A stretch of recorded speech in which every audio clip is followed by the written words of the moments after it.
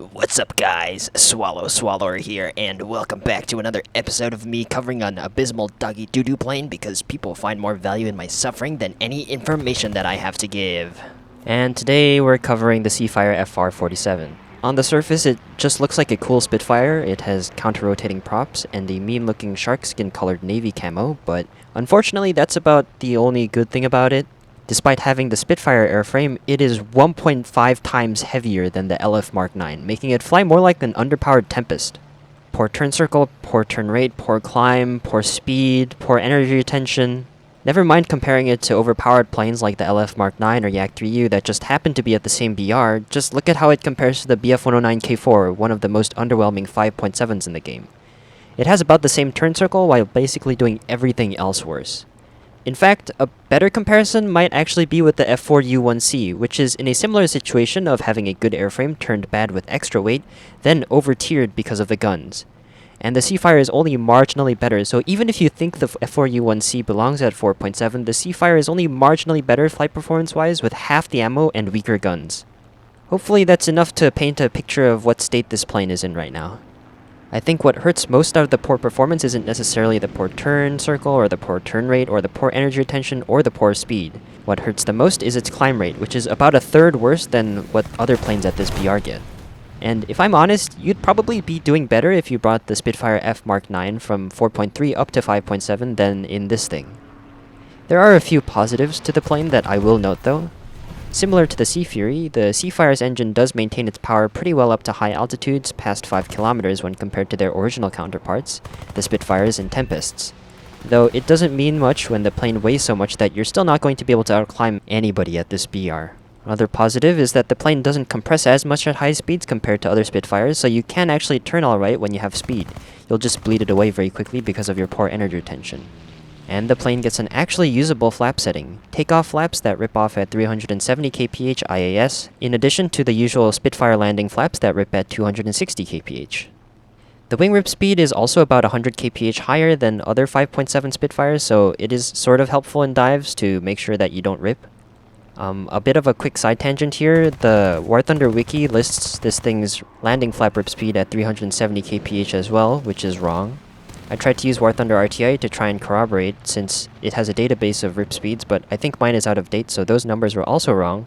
I had to look up the actual numbers in the datamine flight model file to find the correct numbers, which is not reassuring since for all of my previous reviews I've been using the rip speeds listed on the wiki, assuming that they were never wrong, but now there's a real chance that some of those numbers are not correct.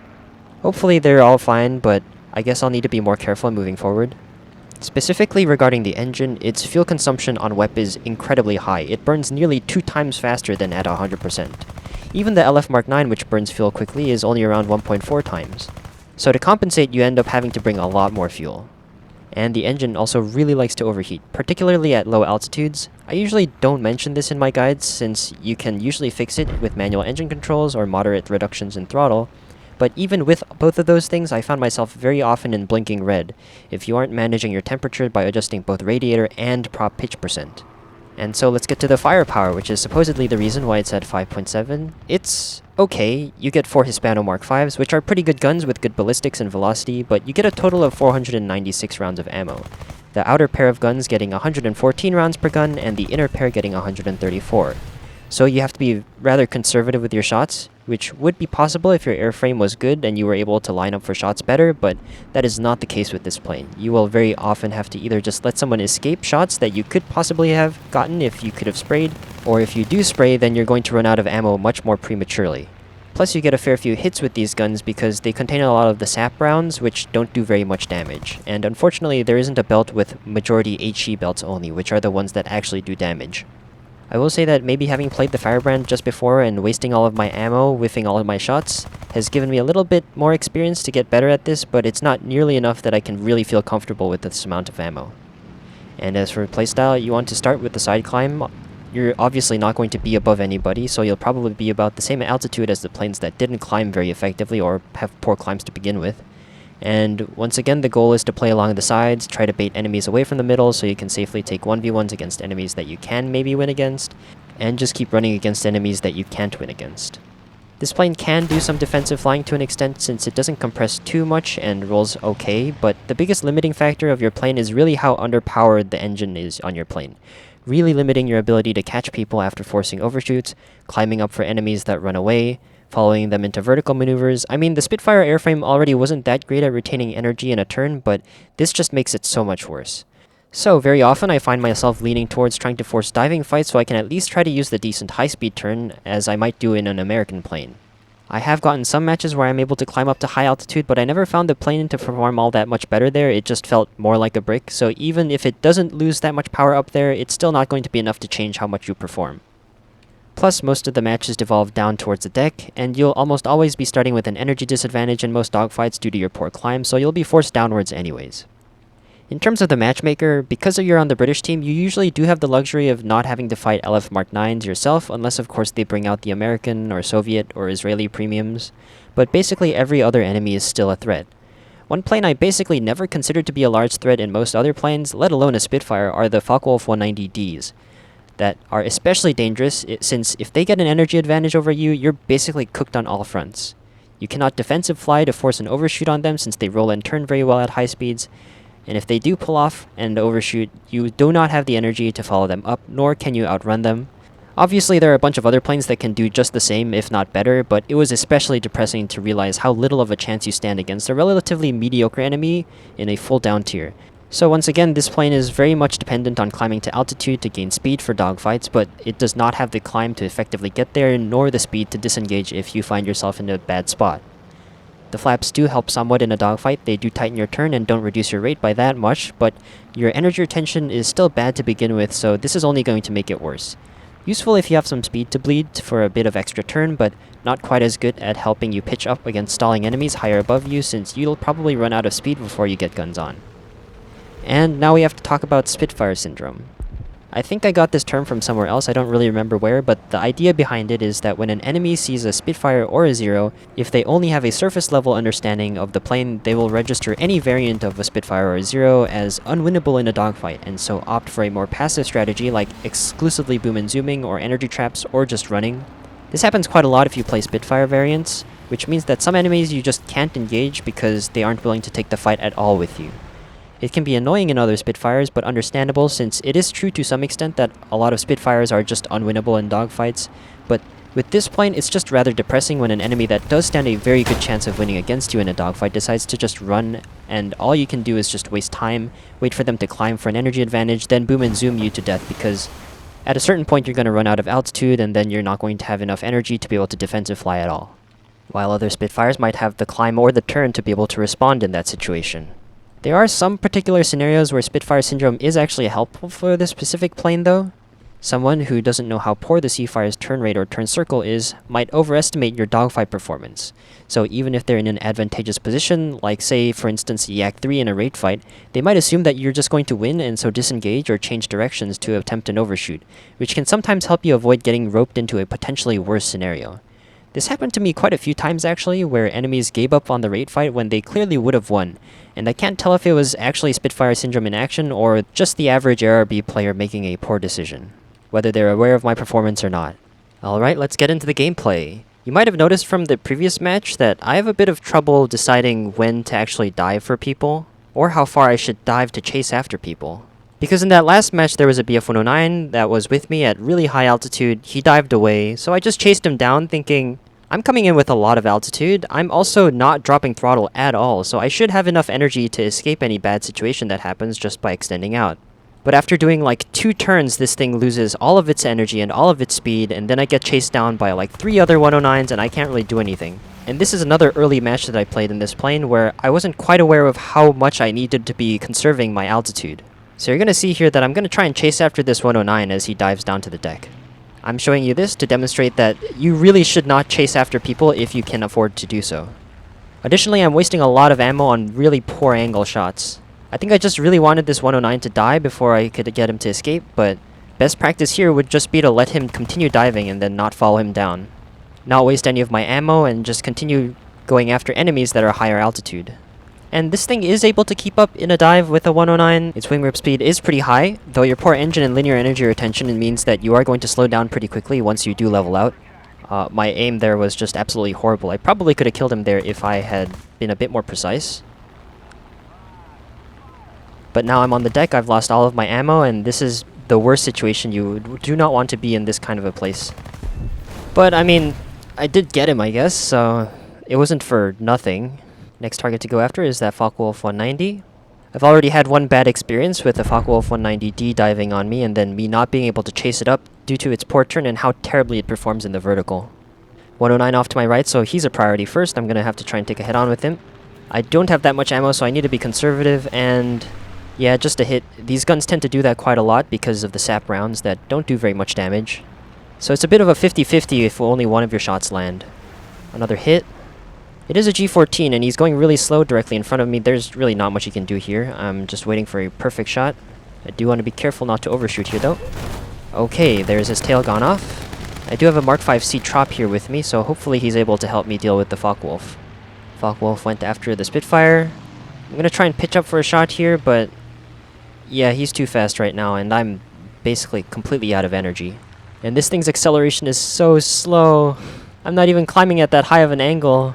So I'm going to try and take out this Focke-Wulf that's on the deck first. He doesn't seem like that much of a threat, but he's heading towards us, so I do need to take care of him.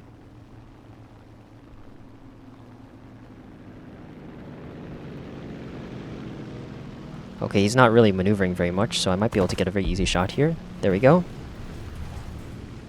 That other Focke-Wulf is making his way towards me. I need to climb and get some energy before he tries to dive on me, because if I'm on the deck and I have no energy, then I'm so cooked. Okay, he's diving on the other Spitfire. I have the choice to either run and escape out of the viewing distance, then potentially go back to base and rearm, or I can try and engage and help the Spitfire here. I don't know if he's going to survive that, though. It looks like he might have lost something there. I'm going to go for the dogfight here. It's not ideal, but I'm not too interested in sticking around for this fight, I'm going to be honest. This match was sort of all downhill after I screwed up the early game potential by going after that 109. And here, maybe I should have just extended away. Me turning isn't actually going to get me to be able to get on his 6. I'm realizing that I'm basically never going to catch him in this situation. It does look like the Spitfire survived. I'm definitely going to need his backup, because in this sort of situation where we don't have the energy advantage, I don't climb very well. The Mark 5C is tuned to perform the best at low altitudes, though, so hopefully he'll be able to keep up with the Focke-Wulf in some extent. And that plane actually does fly like a Spitfire. It does turn well, so there is some potential there. It looks like he's turning back, though. Well, I guess it's a 1v1 at this point.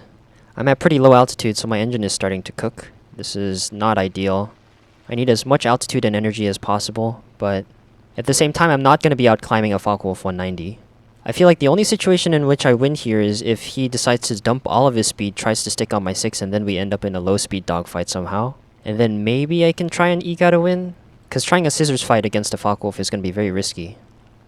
Yeah, he's very clearly been able to get the energy advantage here, and I'm not going to be able to do very much. Like, if I was in an LF Mark 9, then I could very easily outclimb him by a wide margin. Plus, I could also easily outturn him while also having similar top speed as this plane, so for how many advantages it gives up from a regular Spitfire, this thing has basically no redeemable upsides. It's a trade offer where you get completely scammed. Okay, oil has overheated. That is not a great start.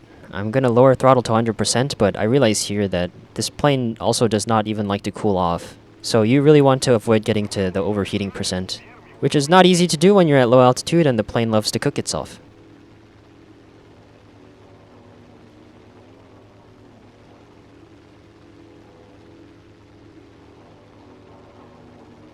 Okay, he is approaching me, but at a relatively low speed, so our energies shouldn't be too different. Maybe I can try go for an overshoot if I really tried.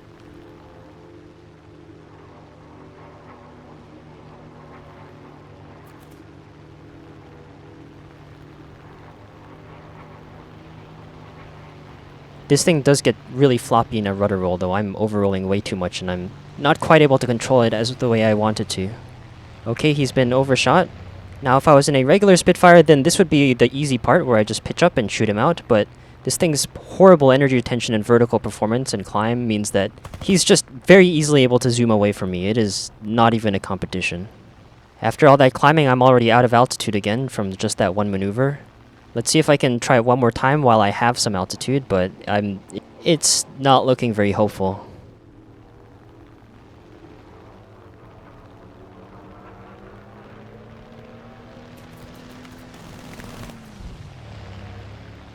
Oh man, I was really hoping he'd crash there. Maybe I could have gotten him here if I had more ammo. He is pretty close, but unfortunately... yeah, I miss all of my rounds, and I'm completely stalled out. There are friendlies on my team that exist. They're just... the Spitfire I can understand. I think he was probably damaged, but there's a Corsair somewhere out there that is being completely useless. This guy is having a hard time trying to actually get shots in that overshoot, so... somehow I've managed to survive this long, but at a certain point I'm just going to run out of energy. I'm not going to be able to follow him up. I'm stalled out. I need to dive back down. My engine is cooking. And wow, this thing really does not like to cool down. Maybe I should have just let my engine cook, but I was wondering if I could maybe try and reset it by lowering throttle. But I mean, at this point, I'm basically dead anyways. It's just a matter of time before he eventually just finds his mark. Yeah, not much you can do here. I made a lot of misplays at the start of the match, but in basically any other Spitfire, you could get away with that. But unfortunately, not this one. I have been trying to side climb this match, but I'm noticing that there's a Do 335 that's bum rushing me. Or I guess that's two Do 335s that are bum rushing me. And they're coming in with a very distinct energy advantage, so I'm not going to be able to escape this. I have two options. I could just try and run away from them, dive down, and make it myself a very unappealing target. But because of how long it takes to climb, I really don't want to do that, so I'm going to just try and hope that they are not able to hit their shots in this head-on, and then continue my climb. Okay, it looks like he's pulled off, so I should be safe for now. There is a Do 335 still above me. That is a concern, but he seems a lot more focused on trying to go after the B-17 up here than for me. So hopefully I'm able to continue climbing uninterrupted. It is also interesting to see that with the American teams, they are just not climbing nearly as well as they should be. Like, what is that F8F doing at the same altitude as me? That guy should be like 2 kilometers higher than me right now. Okay, it looks like this Do 335 is not done with me. He is very insistent on chasing after me, and he is going to catch up to me if I keep this up. So I'm not really sure what to do in this situation. It's a bit of an awkward distance to turn back as well. I would ideally want around 2.5 kilometers for a good head-on opportunity, but I don't know if I'll be able to get that here, so, well, we'll see what happens. He seems to be turning away, but it might just be a ruse, so I'm going to feign turning back in, see if he actually responds to that. Yeah, he was just trying to trick me to turn back there. It does give me a little bit of distance, but he's still back on approaching me. Okay, hopefully this time he's actually turning away.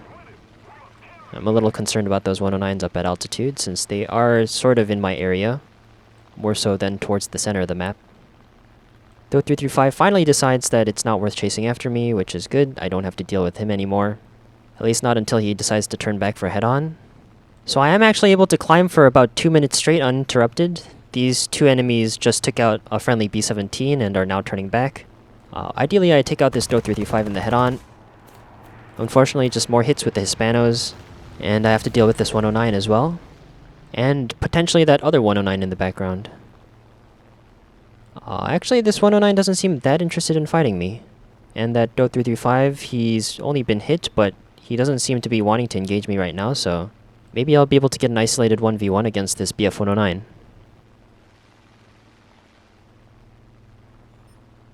Let's try to make the most out of this head-on. If I can take him out here, then that would be ideal, since there's also a G55 coming in. Okay, no sauce there. I'm gonna have to dodge these. It's a G14, and we're up at high altitude, so he probably will be able to outperform me by a significant margin. He's running, though. He's not taking the fight. If he had tried and gone for the vertical energy fight here, then he probably would have won. I mean, with that one turn, I'm going 300. But it looks like he's going for the climbing strategy, which is pretty valid, I suppose. I'm not going to be able to outclimb him. I'm not going to be able to catch up to him while running either, so I'm very slowly approaching him, though, so I'm thinking, hey, if I'm going to have any chance of trying to get him, then it's going to be right here, right now, trying to stall up for him, and if that doesn't work out, then I'm going to be screwed either way, so let's just go for it.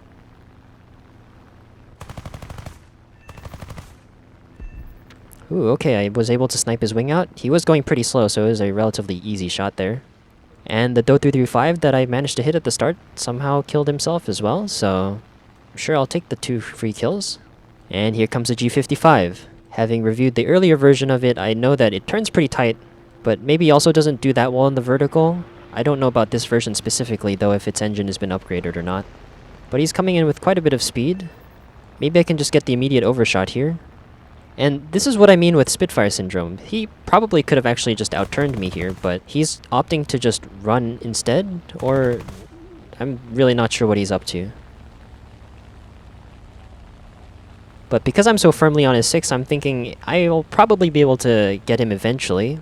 I think he might be trying to force an overshoot. If he knew what he was doing, then he would probably try and go vertical, but I want to be very conservative with my ammo.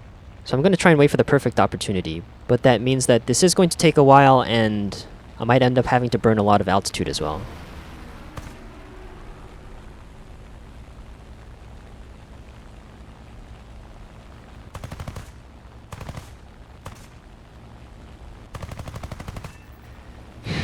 Alright.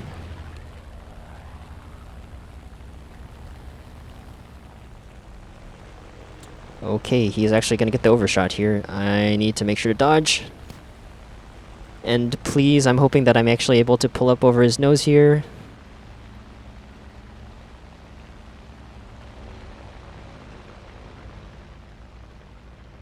Okay, somehow I managed to survive that.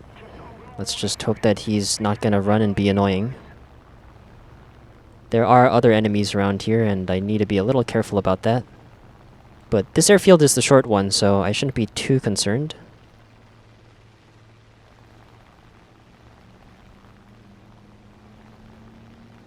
Oh wait, he's coming back for a re-engage? Very rare opportunity to energy trap somebody in this plane, considering how poorly it performs in the vertical, but I guess coughing baby versus coughing baby.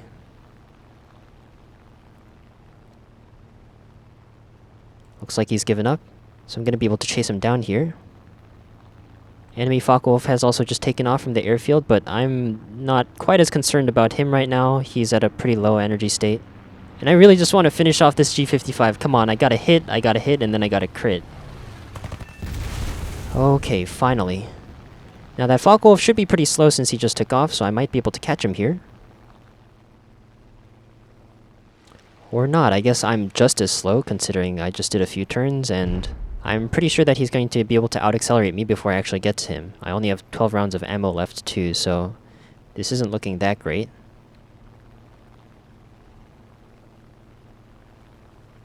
Oh, an IL-10 just got spotted. Maybe I could go after him instead? I don't know how much of a threat he's going to be though, since they do have good guns. Checking the leaderboard, he's actually first place on his team. He has 2 air kills, so that definitely means that he is probably aware of me. But I'm thinking he'll probably be an easier target than the Focke-Wulf, so he's probably also RTBing because he's out of ammo or something. I'm gonna try and go after him right now.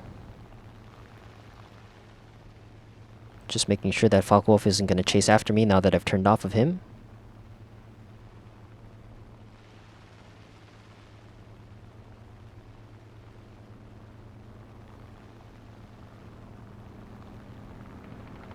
Oh wait, I think it's a tail gunner?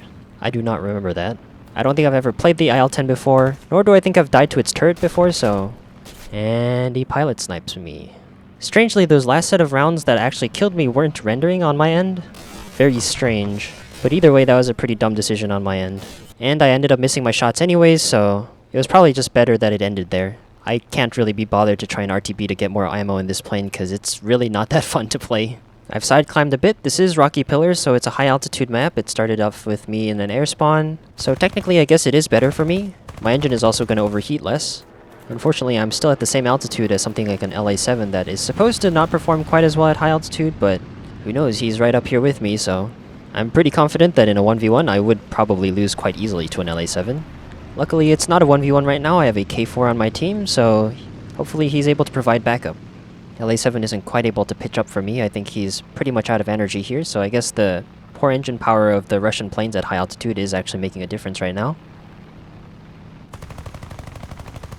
Gotta make sure not to rip my flaps here. I heard engine sounds coming closer. It's actually my friendly 109, so I should be okay until I realize that there's definitely some very not okay planes behind me as well. What the hell am I supposed to do against the Yak 3U? I think I'm just gonna expire. Maybe I'll just try and drag them down towards my teammates if there are any. Actually, well, the direction I'm going right now, there aren't that many, so I'm gonna try and shift the direction. Lowering throttle to maybe try and force an overshoot here. Poor energy retention means that it's not gonna be too hard to bleed that speed away. Or, okay, sure, alright, I'll take it, I'll take it. I mean, most people who've gotten to this BR are usually smart enough to avoid that, but, I guess maybe he just overcommitted just a little too much. Unfortunately, problem number 2 is incoming. It's an F8F. I'm just as cooked in this sort of a dogfight scenario as the first time, but I know his rudder locks up at high speed, so I'm gonna see if maybe I can force another overshoot on him. Once again, if any of these guys grow brain cells, drop throttle, decide to maneuver, roll, any sort of maneuver to try and just stick behind me, then I'm basically done for. On top of that, if this F8F doesn't kill me, then that Yak 3 is gonna, so let's see where this goes. Okay, it looks like he's not gonna follow me straight down. He's extending away. He's extending away very aggressively. Don't tell me he's also going to rip his wings.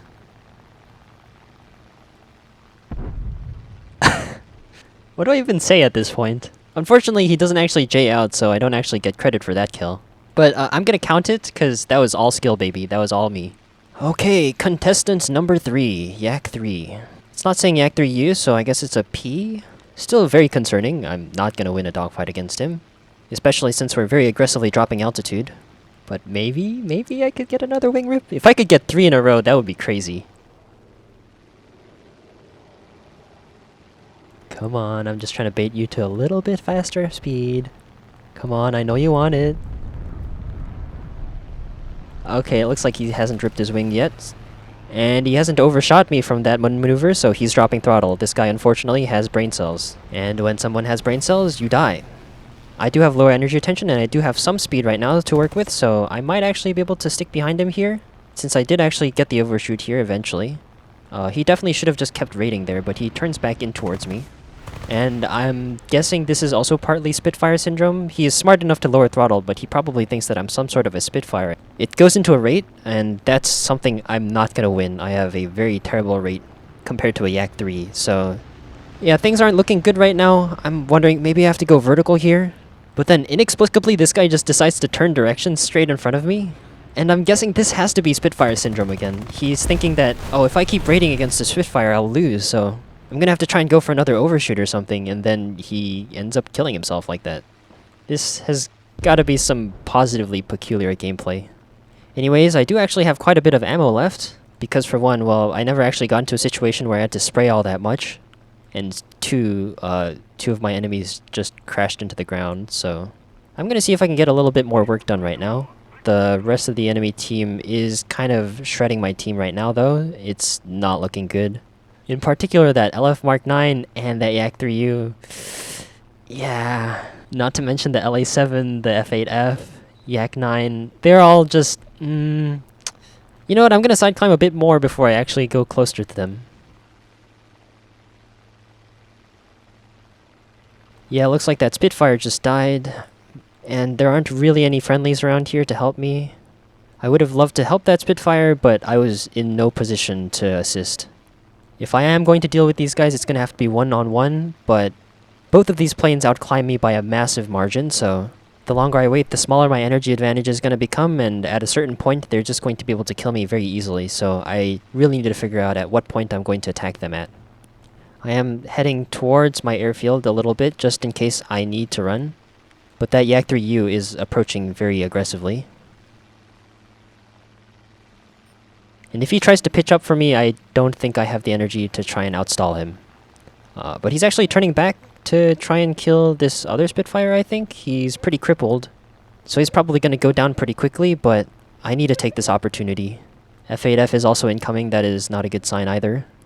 But hopefully they remain distracted enough that I can get right on top of them and maybe come in for one dive. The likelihood of me being able to escape that one dive... well, you saw from before what happened when I dived into a big horde of 109s and was not able to escape. Do I go after that F8F since he's isolated? Do I go after the Yak 3? I'm gonna go after that F8 since he is isolated. Should be a little bit easier to deal with. Or I guess they traded in a head-on. So I guess it's one of the Yak 3 or the LA7.